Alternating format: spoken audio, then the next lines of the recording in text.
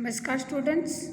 हिंदी में हम second chapter पढ़ रहे हैं बापू की कुटिया में, जिसमें हमने आगे पढ़ा कि लेखक बापू की कुटिया में जाते हैं तो कैसा महसूस करते हैं कि सब चीज़ों को देखकर क्या क्या सोचते हैं।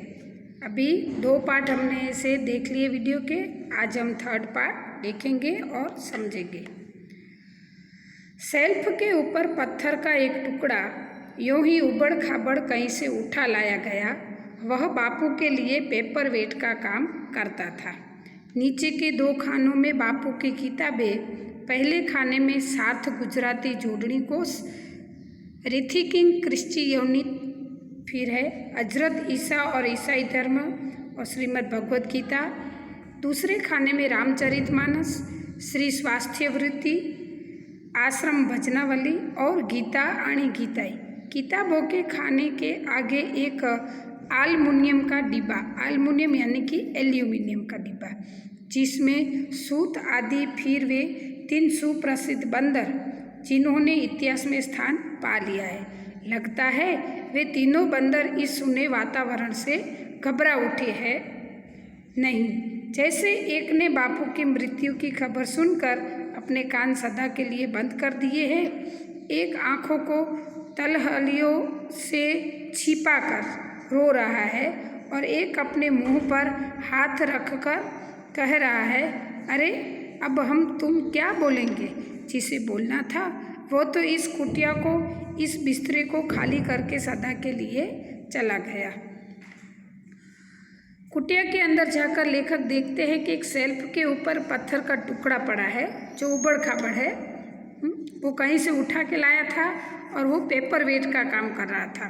फिर नीचे जो 2 शेल्फ थे तो शेल्फ में अलग अलग किताबें थी जिसका नाम यहाँ पे दिया गया था। एक एल्यूमिनियम का डिब्बा था जिसमें वो सूत, जो चरखा काटने का जो सामान होता था वो उसमें रखते थे। फिर वहाँ पे लेखक ने देखा कि उसके फेमस बंदर थे जो जिनका स्थान इतिहास में हुआ है। तो वो बंदर ऐसे वातावरण में घबरा उठे थे, ऐसा लगता था। और ऐसा महसूस किया लेखक ने कि एक जिस बंदर ने अपने हाथ से तहलियों, मतलब जो हाथ का उंगलियों का भाग है उसको तहलियों बोलते हैं, तो उसको छिपा और बोल रहा है कि अभी आंखें बंद कर दे। दूसरा बंदर मुंह पर हाथ रखकर कह रहा है कि अब तुम क्या बोलेंगे। जिसे बोलना था वो तो इस कुटिया को, इस बिस्तरे को खाली करके सदा के लिए चला गया। मतलब यहाँ पे बापू के बारे में बताया गया है। तीनों बंदरों की बगल में चिकने पत्थर का एक खुशनुमा टुकड़ा जिस पर लिखा है प्रेम ही भगवान है। फिर एक चित्रकारी की हुई डिबिया जिसमें 2-3 फुट का चीज़ें हैं। 3 बंदरों के बगल में यानी कि पास में एक चिकना सा पत्थर था, उसके ऊपर लिखा था प्रेम ही भगवान है। फिर एक चित्रकारी की हुई छोटी डिब्बी थी, उसमें थोड़ा बहुत सामान था बापू का जो वो डेली यूज़ में लाते थे। बिस्तरे की दूसरी ओर 3 छोटे डेस्क जिन्हें वह शायद लिखने के समय व्यवहार में लाते थे। डेस्कों के बाद खंभे से सटी चटाई पर एक छोटा सा कालीन जिस पर दीवार से लगा एक तकिया, यही मान्य अतिथि बैठाए जाते और वे बापू से घुल मिलकर बातें करते। फिर सारे घर में चटाइयाँ ही चटाइयाँ। लेखक ने देखा कि बापू के घर में कुटिया में ये सब पड़ा है, तो ऐसा उन्होंने अंदाज़ा लगाया कि यहाँ पर बैठ के बापू सब लोगों के साथ बातचीत करते थे। और जो लोग अतिथि आते थे वो इधर बैठते थे, सब साथ मिलकर बातचीत करते थे।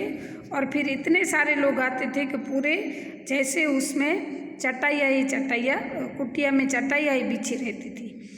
इन्हीं चटाइयों पर देश विदेश के बड़े बड़े व्यक्ति बैठते और बापू के मुख से निकलते वचनामृत का पान करते हुए। ये अंदाज़ा लगा रहे कुटिया का जो सीन था, कुटिया में जो चीज़ें थी वो देखकर लेखक अंदाज़ा लगा रहे कि ये जो इतनी सारी चटाइयाँ हैं उसके ऊपर बैठकर देश विदेश के व्यक्ति आते थे और उसके ऊपर बैठकर वचनामृत का पान करते थे। मतलब आपस में बातें करते थे, देश के बारे में सोचते थे और निर्णय लेते थे। बापू अपने चक्र को घुमाते हुए उनसे बात करते जाते, यूँ काम के साथ बात को मिलाकर मानो हमें सदा चेतावनी देते, देखो समय बर्बाद मत करो, तुम्हारी बातें भी तुम्हारे चक्र को कभी नहीं रोक सकेगी। जिन चटाइयों पर कभी नेहरू, राजेंद्र प्रसाद पटेल के समान देश के बड़े से बड़े लोग और संसार के बड़े बड़े राजनीतिज्ञ, पत्रकार, साहित्यिक बैठते थे, उन पर आज इस दोपहरिया में अकेला मैं बैठा हूँ। इस बात की कल्पना भी भावमुग्ध करती है। बापू का एक बापू की हैबिट थी कि वो बात करते करते काम भी करते थे। वो अपना जो चरखा था वो चलाते ही रहते थे। तो उससे बापू हमें ये संदेश देते थे कि तुम अपना समय बर्बाद मत करो। चक्र को कभी रोको नहीं, मतलब समय चक्र को। अपनी बातें भी चालू रखो और जो काम है वो भी तुम करते रहो। फिर लेखक सोचते हैं कि ये वही चटाई है जिसके ऊपर हमारे बड़े बड़े नेता बैठे थे और आज इस चटाई पर दोपहर को मैं अकेला ही बैठा हूँ। फिर वो भाव मुक्त करती है, मतलब इमोशन पैदा करती है। फिर ये सोचकर लेखक इमोशनल हो जाते हैं। इन चटाइयों के ऊपर एक दंपत्ति पर वह क्या लिखा हुआ टांगा है उसे पढ़िए। चटाइयाँ ऐसे खड़ी रखी गई थी, उसके ऊपर एक वो क्या बोलते फ्रेम जैसा लग रहा था, उसमें कुछ लिखा था। मतलब दंपत्ति, मतलब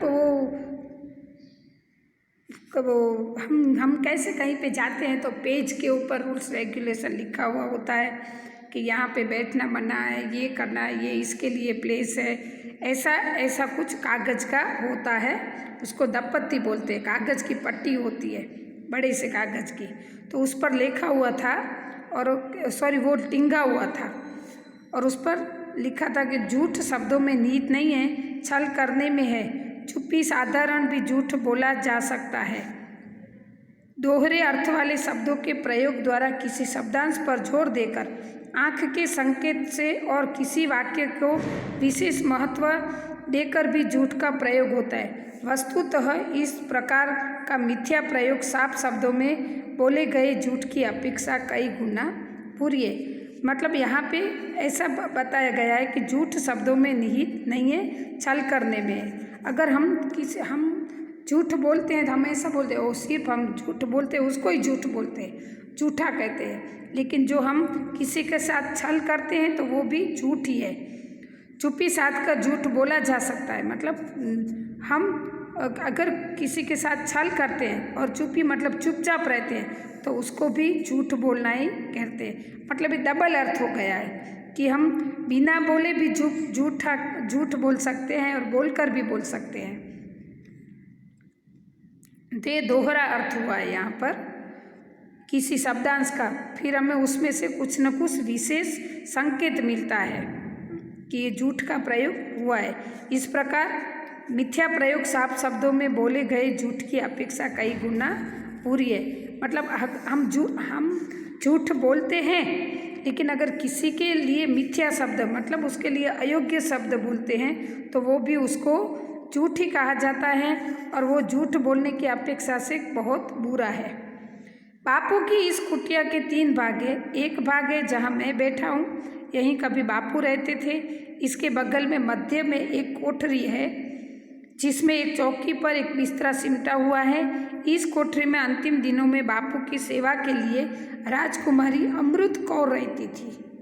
बापू के कुटिया के 3 पार्ट थे जिस पर एक लेखक बैठे थे, उसके पास में मध्य भाग था, फिर एक कोठरी थी जिसमें जो चौकी थी उस पर बिस्तरा सिमटा हुआ मतलब ऐसे बैंड किया हुआ पड़ा था। और उस अंदाज़ा लगा रहे लेखक के बापू के अंतिम दिन थे, तब राजकुमारी अमृत कौर उनकी सेवा करके वहाँ बैठती थी। इसके तीसरे भाग में बापू का स्नानागार है। कितनी सफाई, कैसी स्वच्छता! बापू अपने कमोड़ को अपने हाथों कैसा साफ रखते। उसकी सफाई के लिए लकड़ी का ब्रश है, फिनाइल की शीशी है, कमोड़ के आगे कमरे में पानी की बाल्टियाँ, लोटे, यानी कि यहाँ पर बाथरूम का वर्णन किया गया है कि पास में ही बापू का बाथरूम था, स्नानघर था, तो वो कितना नीट एंड क्लीन था। और उसकी सफाई के लिए क्या क्या चीज़ें रखी थी वो भी यहाँ पे वर्णन किया है। मिट्टी के हंडे आदि है। इस भाग के दो हिस्से हैं, एक में शौच और स्नान के सामान है, दूसरे में एक चौकी है, कुछ तख्ते हैं। बापू के शरीर पर यही तेल की मालिश की जाती थी। मतलब ऐसा सिटिंग अरेंजमेंट जैसा, ऐसा चौकी जैसा रखा था, उसके ऊपर बैठकर बापू स्नान करते थे, मालिश कराते थे। बापू की कुटिया की एक एक वस्तु को अपलक दृष्टि से देख रहा हूँ। अपलक मतलब बिना पलक झपकते देख रहे हैं और लिख रहा हूँ। बांस और लकड़ी की बनाई हुई यह कुटिया ऊपर खपरेल, खपरेल मतलब वो हम जिसको गुजराती में આપણે જેને નડિયા કહીએ, तो वो कुटिया का वर्णन था कि ऊपर ऐसे बांस की बनाई हुई लकड़ी की कुटिया थी, ऊपर ऐसे खपरेल थे, दीवारें बांस की फट्टियों की है, दीवारें भी बांस की है, जिन पर चटाइयाँ लगाकर ऊपर से मिट्टी से पोत किया गया है। कहीं भी चूना या किसी रंग का प्रयोग नहीं किया गया है। दरवाजे और खिड़कियाँ काफ़ी है, हवा और रोशनी की कमी नहीं है। बापू की कुटिया भले ही मिट्टी से बनी हुई थी, बांस और उससे बनी हुई थी, लेकिन खिड़कियाँ भी इतनी सारी थी कि हवा और रोशनी भी अच्छी आ सकती थी, उनमें कुछ भी कमी महसूस नहीं होती थी। तो ये सब लेखक को देखकर बापू की याद आती है और बापू के हर घड़ी को वो एहसास करते थे। स्टूडेंट, ये लेसन यहाँ पे ख़त्म होता है। Thank you.